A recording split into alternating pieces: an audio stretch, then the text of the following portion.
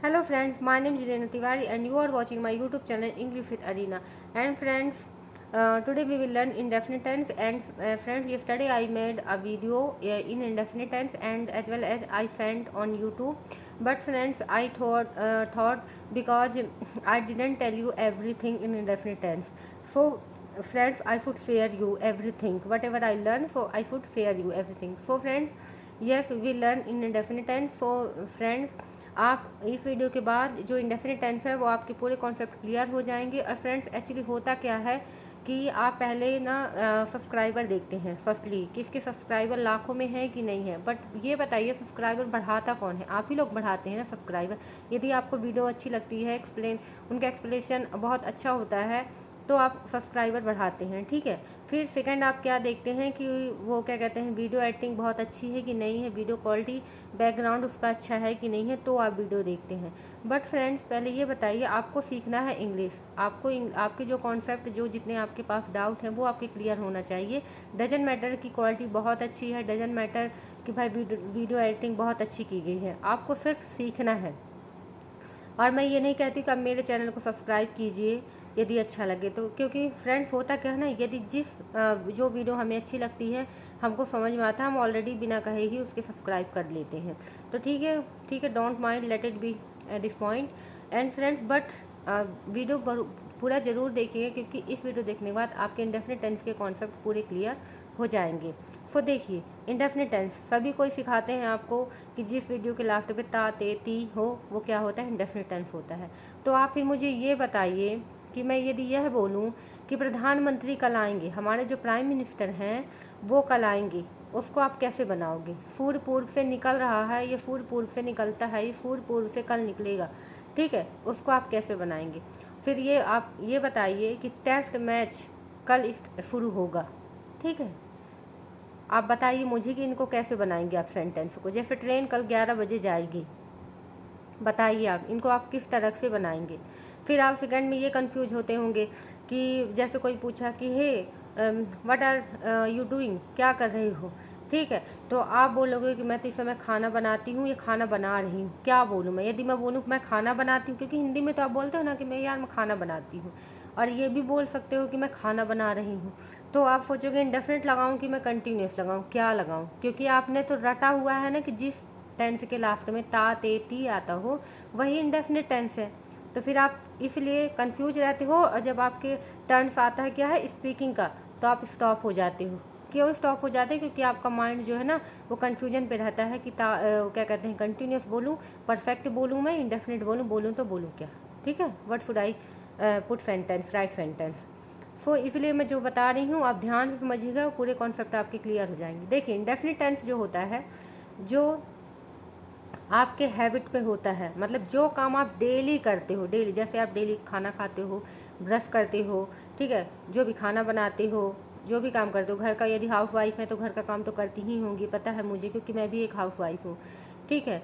तो जो आपके डेली रूटीन है वो आप किस में बोलोगे? इंडेफिनिट पे ही बोलोगे। इंडेफिनिट का स्ट्रक्चर होता है, सब्जेक्ट होता है प्लस वर्ब होता है, वर्ब की first form and fifth form, okay, plus other word होता है।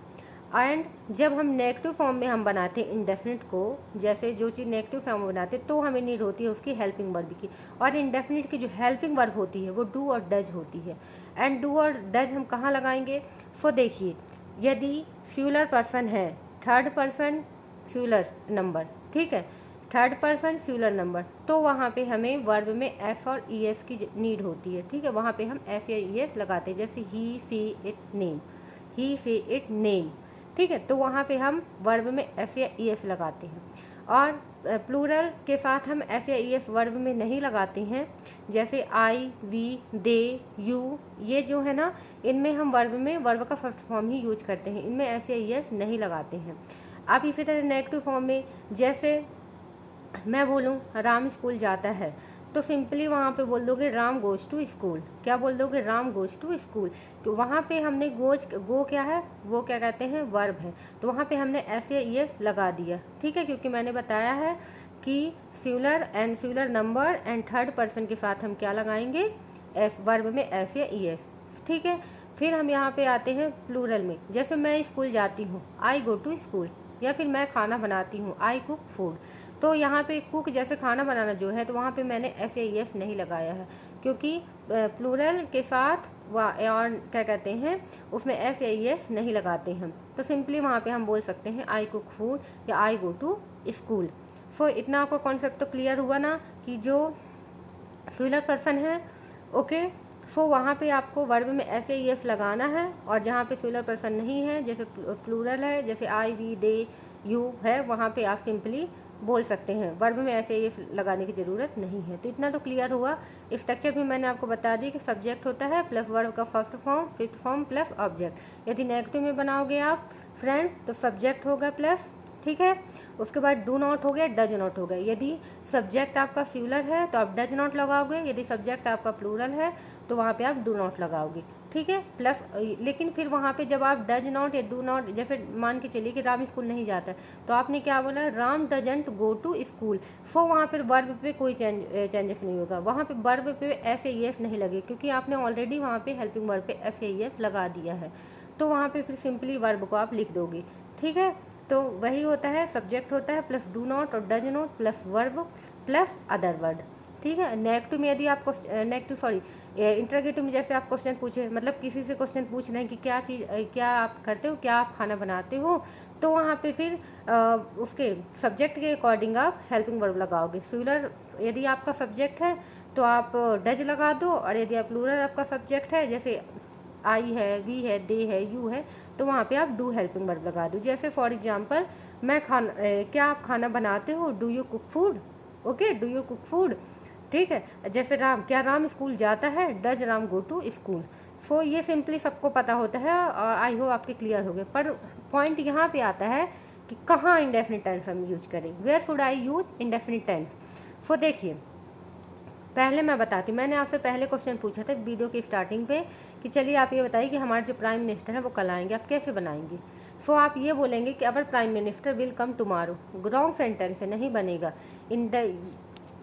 देखिए, जहाँ पे पावर हो, ओके, जहाँ पे पावर हो, क्योंकि जो हमारे प्राइम मिनिस्टर है ना वो देश है, कोई आम इंसान नहीं है, तो जहाँ पे पावर हो वहाँ पे हम इंडेफिनिट यूज करेंगे। अब प्रधानमंत्री, जैसे हम बोले हमारे जो प्रधानमंत्री हैं वो कल आएंगे, तो आप यहाँ पे ये बोलेंगे कि our prime minister comes tomorrow, our prime minister comes tomorrow, okay.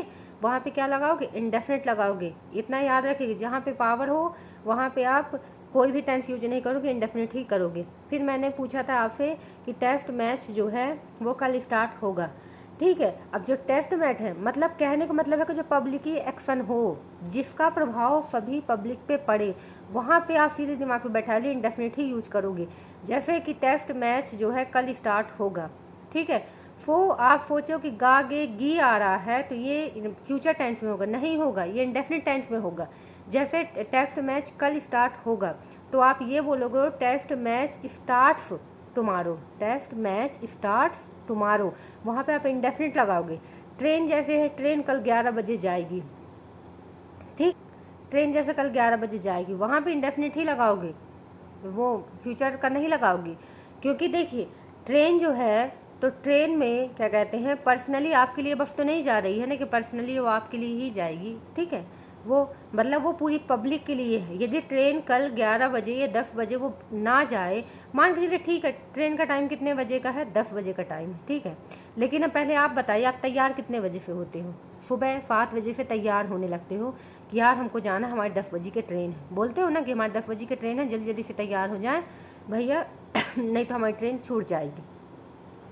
तो मतलब ट्रेन भले ही आपकी 11 बजे जाए और 10 बजे का टाइम है ट्रेन का, और आप वहाँ जाएं, वो भले ही आप 1 घंटा बैठो वेट करो उसका, 11 बजे जाए, लेकिन वहाँ पे ये नहीं लगाओगे कि ट्रेन कल जाएगी, मतलब कल 11 बजे जाएगी, ठीक है, या फिर आज 11 बजे जाएगी। वहाँ पे आप इंडेफिनिट ही यूज करोगे। यस फ्रेंड्स, वहाँ पे इंडेफिनिट ही। सो फ्रेंड्स, आपको समझ में आया होगा, आई होप, कि क्या कहते हैं इंडेफिनिट टेंस क्या होता है। सो सीधा सा मतलब है जो पब्लिकी एक्शन हो, ठीक है, जो पब्लिकी एक्शन हो वहाँ पे हम इंडेफिनिट टेंस लगाते हैं, ओके। और जो आपका पर्सनली एक्शन हो वहाँ पे आप अपने अकॉर्डिंग आप टेंस लगा सकते हो। जहाँ पे फिफ्थ एक्शन हो, 90% हो चांस, वहाँ पे इंडेफिनिट ही लगता है, ठीक है। और जहाँ पे जो आपका पर्सनली एक्शन हो, पर्सनली रीजन हो, तो जैसे अब मैं एक एग्जांपल बस आपको और बताऊंगी। जैसे मान के चलिए कि आप सोचिए कि मैं बताई थी कि जो हमारे प्राइम मिनिस्टर वो कल आएंगे, ठीक है। तो मैंने बताया यहाँ पे इंडेफिनिट होगा, जैसे our prime minister comes tomorrow, okay. लेकिन यदि आप बोले कि हम मिलने अपने मतलब प्रधानमंत्री से हम मिलने जाएंगे, ठीक है, तो वो आपका नॉट फिक्स एक्शन है भाई। आप जाओगे, शायद आपका कोई इमरजेंसी आ जाए तो आप ना भी जाओ, तो आप ये बोल सकते हो कि I will meet our prime minister tomorrow या फिर टुडे, ठीक है। ये बोल सकते हो कि मैं प्रधानमंत्री से मिलने जाऊंगा, ठीक है।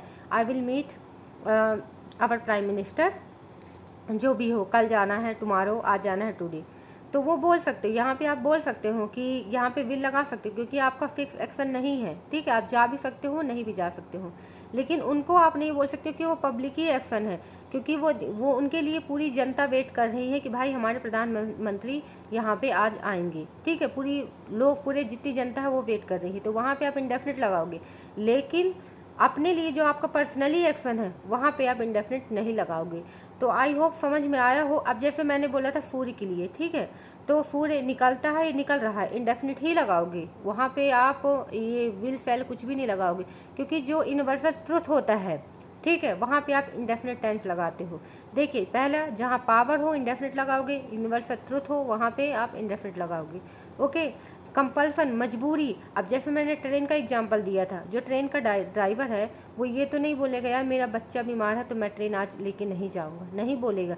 वो दूसरी प्रॉब्लम है कि वो कोई दूसरा हायर कर लें ड्राइवर को, बट ट्रेन जाएगी, उतने बजे ट्रेन जाएगी, ठीक है। तो वो पब्लिक ही एक्शन है। तो ये जहाँ पे कंपल्सन, मजबूरी हो, वहाँ पे इंडेफिनिट टेंस आप करोगे। प्रोवर्ब, जो कहावतें होती हैं ना जितनी, जैसे मैं क्या बताऊँ, जैसे नाच नावे आंगन टेढ़ा, एक है कहावत, तो वो प्रोवर्ब है एक। तो जितने प्रोवर्ब होते हैं वो इंडेफिनिट टेंस में ही होते हैं। सिद्धांत, प्रिंसिपल, वो क्या होते हैं, इंडेफिनिट टेंस में। आई होप आपको समझ में आया होगा कि यूनिवर्सल ट्रुथ एंटरनल ट्रुथ होता है। जैसे कि मान के चलिए कि पानी 100 डिग्री सेल्सियस पे उबालता है, ठीक है। अब देखिए, चाहे आप उबाले तो 100 डिग्री सेल्सियस में उबलेगा, मैं उबालूं तो 100 डिग्री सेल्सियस, कोई भी उबाले 100 डिग्री सेल्सियस पे ही उबलेगा। तो आप ये नहीं बोलोगे कि water will boil 100 degree Celsius, नहीं, ये नहीं बोलो। आप ये बोलोगे वाटर बॉयल्स 100 डिग्री सेल्सियस, ठीक है। पानी कितने डिग्री सेल्सियस में उबलता है, 100 डिग्री सेल्सियस पे। तो आई होप आपको समझ में आया होगा कि हमें इंडेफिनिट टेंस कहाँ कहाँ यूज करना होता है।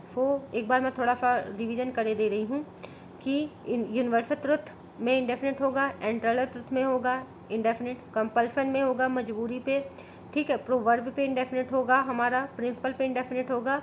समझ में आया होगा कि हमारे इंडेफिनिट कहाँ कहाँ यूज होगा। Thank you friends, thank you for watching my video. I hope like this video. Please keep practicing, have fun.